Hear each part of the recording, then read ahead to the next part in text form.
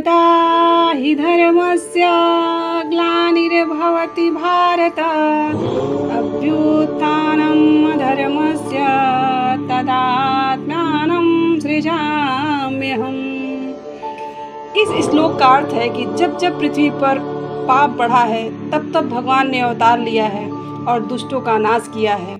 भगवान विष्णु के अब तक कुल 9 अवतारों का अवतरण इस धरती पर हो चुका है। हिंदू पुराण ग्रंथों के अनुसार भगवान विष्णु का 10वां अवतार कल्कि अवतार के रूप में कलयुग में जन्म लेगा। वहीं कलयुग में आज भी वो 7 लोग कल्कि अवतार की प्रतीक्षा कर रहे हैं, जिन्हें या तो वरदान या तो श्राप के स्वरूप में चिरंजीवी होने का वरदान मिला था। तो आज हम आपको बताएंगे कि वह 7 चिरंजीवी कल्कि अवतार से कब और कहाँ मिलेंगे। अंत तक बने रहिएगा और पूरा वीडियो देखिएगा, स्किप मत करिएगा वरना आपको पूरी जानकारी नहीं मिलेगी। उससे पहले अगर आप हमारे चैनल पे नए हैं तो प्लीज़ चैनल को सब्सक्राइब कर लीजिए और बेल आइकन प्रेस कर दीजिए ताकि आगे आने वाली वीडियो का नोटिफिकेशन आप तक पहुंचता रहे, और एक लाइक कर दीजिएगा। तो चलिए जानते हैं। दिव्य पुरुषों की सूची में सबसे पहले चिरंजीवी महापुरुष राम भक्त हनुमान जी का नाम आता है। हनुमान जी को माता सीता ने चिरंजीवी होने का वरदान दिया था और भगवान श्री राम ने बजरंगबली को कलयुग के अंत तक धर्म और राम कथा का प्रचार प्रसार करने की आज्ञा मिली थी। हनुमान जी के जीवित होने के प्रमाण आज भी कई जगहों पर मिलते हैं।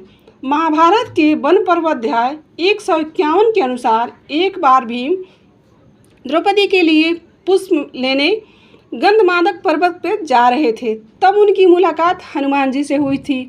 कहा यह भी जाता है कि हर 41 साल में बजरंगबली श्रीलंका के मातंग काबिले में ब्रह्म ज्ञान देने आते हैं। कलयुग के अंत में जब पाप की सीमा बढ़ जाएगी तब भगवान कल्कि इस पृथ्वी लोक पर अवतरित होंगे।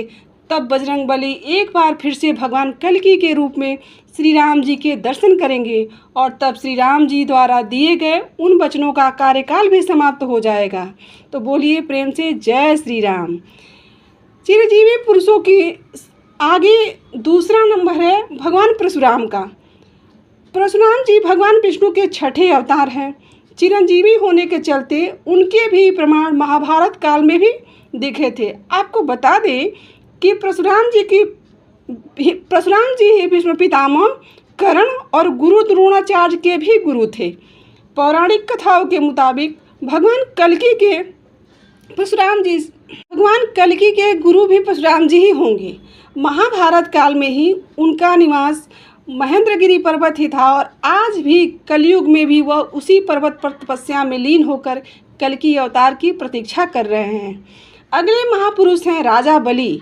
राजा बलि जो कि श्री हरि भक्त प्रहलाद के वंशज थे, उन्होंने अपने बल से तीनों लोक को जीत लिया था।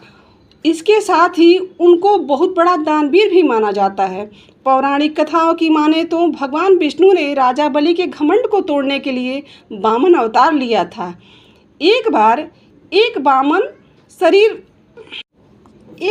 शरीर का ब्राह्मण राजा बलि के यज्ञ में शामिल हुआ। यज्ञ के दौरान सभी ब्राह्मण अपने लिए राजा बलि से कुछ न कुछ दान मांग रहे थे, तो राजा बलि ने ब्राह्मण देवता से कहा कि आप भी अपने लिए कुछ मांग लीजिए। तो उन्होंने सिर्फ 3 पग भूमि मांगी। राजा बलि इस बात को सुनकर और उनके साथ जितने मंत्रीगण थे सब इस बात को सुनकर जोर जोर से हंसने लगे। लेकिन राजा बलि ने कहा कि आप अपने इतने छोटे शरीर से 3 पग भूमि लेकर क्या करेंगे। लेकिन ब्राह्मण देवता अपनी बात पर डटे रहे। तब राजा बलि ने कहा कि आप जहाँ चाहें वहाँ 3 पग भूमि नाप लीजिए।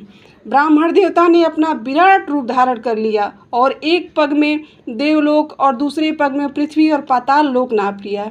इसके बाद उन्होंने तीसरा पग कहाँ रखूँ ऐसा पूछा। हे राजन, मैं अपना तीसरा पग कहाँ रखूँ। तब राजा बलि ने बड़े विनम्रता से अपना सिर आगे कर दिया और वह वामन देवता ने अपना पग राजा बलि के सर पर रख दिया और उन्हें पाताल लोक भेज दिया और उन्हें सूतल लोक में फंसा दिया, जहाँ पर वह आज भी अपनी मुक्ति के लिए कल्कि अवतार की प्रतीक्षा कर रहे हैं।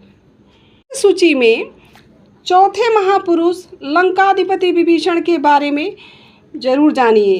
प्रभु राम के अनन्य भक्त थे विभीषण जी। जब लंकापति रावण ने माता सीता का हरण कर लिया था, तब विभीषण ने अपने भाई रावण को काफ़ी समझाया और भगवान राम से शत्रुता मोल न लेने के लिए कहा, जिसके बाद रावण ने उन्हें लंका से निकाल दिया। तब विभीषण भगवान राम की सेवा में चले गए और राम की धर्म के साथ और धर्म की स्थापना में उनकी सहायता करने लगे, जिसके कारण भगवान राम ने विभीषण को चिरजीवी होने का वरदान दिया था, जो कि आज के युग यानी कलयुग के अंत तक जीवित रहेंगे। विभीषण के जीवित होने का प्रमाण रामायण काल के बाद महाभारत काल में भी मिले थे। युधिष्ठिर के राजसी युग में सहदेव विभीषण की मुलाकात हुई थी। कलयुग में विभीषण कहाँ है, इस बात की जानकारी किसी को नहीं है, लेकिन हाँ, यह जरूर पता है कि उनका इस युग में भी होने का सिर्फ एक ही लक्ष्य है, जो है अपने प्रभु के अवतार कल्कि से मिलना। इसी लिस्ट में आते हैं अगले चिरजीवी अश्वत्थामा। अश्वत्थामा गुरु द्रोणाचार्य के पुत्र थे। कहा जाता है कि अश्वत्थामा आज भी अपनी मुक्ति के लिए भटक रहे हैं। महाभारत के युद्ध में अश्वत्थामा ने कौरवों का साथ दिया था। धर्म ग्रंथों के अनुसार भगवान श्री कृष्ण ने ब्रह्मास्त्र चलाने के कारण अश्वत्थामा को कलयुग तक भटकने का श्राप दिया था। अश्वत्थामा के संबंध में प्रचलित मान्यता है कि मध्य प्रदेश के असीरगढ़ किले में मौजूद प्राचीन शिव मंदिर में अश्वत्थामा हर दिन भगवान शिव की पूजा करने आते हैं। अश्वत्थामा भी कल्कि अवतार की प्रतीक्षा कर रहे हैं। कहा जाता है कि अश्वत्थामा भगवान शिव का इकलौता ऐसा अवतार है जिनकी पूजा नहीं की जाती है, परंतु कल्कि अवतार में अश्वत्थामा एक ऐसे किरदार में होंगे जिसके बाद आने वाली पीढ़ियां सालों तक उनका गुणगान करेगी। अगला नाम है महर्षि व्यास। जीवी महापुरुषों में महर्षि व्यास का भी नाम जाना जाता है, क्योंकि उन्होंने ही चारों वेद, महाभारत, 18 पुराण, भागवत गीता लिखी थी। महर्षि व्यास ने भगवान कल्कि के जन्म से पहले उनके अवतार के बारे में ग्रंथों में लिख दिया था। महर्षि व्यास बहुत बड़े तपस्वी होने के कारण आज भी कलयुग में भगवान कल्कि के दर्शन के लिए तपस्या में लीन होकर इंतजार कर रहे हैं। इसी लिस्ट में अगला नाम है कृपाचार्य का। ये कलयुग संस्कृत के कई ग्रंथों में कृपाचार्य को भी चिरजीवी के रूप में बताया गया है। कृपाचार्य अश्वत्थामा के मामा और पांडव और कौरवों के आचार्य भी थे। भागवत के मुताबिक कृपाचार्य की गणना सप्तऋषियों में भी की जाती है। कहा जाता है कि वे इतने बड़े तपस्वी थे कि उन्होंने अपने तप बल पर चिरंजीवी होने का वरदान था। वहीं कुछ लोगों का मानना है कि उनकी निष्पक्षता के आधार पर उन्हें चिरंजीवी रहने का वरदान मिला हुआ था। कलयुग में कृपाचार्य अधर्म का नाश करने के में कल्कि अवतार की मदद करेंगे। तो दोस्तों, आपने देखा कि 7 चिरजीवी कलयुग में भगवान विष्णु के अवतार कल्कि से कब और कहाँ मिलेंगे। तो आज के लिए इतना ही। वीडियो अच्छी लगी हो तो एक लाइक कर दीजिए और प्यारा सा कमेंट कर दीजिए। आज के लिए इतना ही, बस बंद करते हैं। पूरी वीडियो देखने के लिए बहुत बहुत धन्यवाद। जानकारी कैसी लगी कमेंट ज़रूर करिएगा। जय श्री राधे।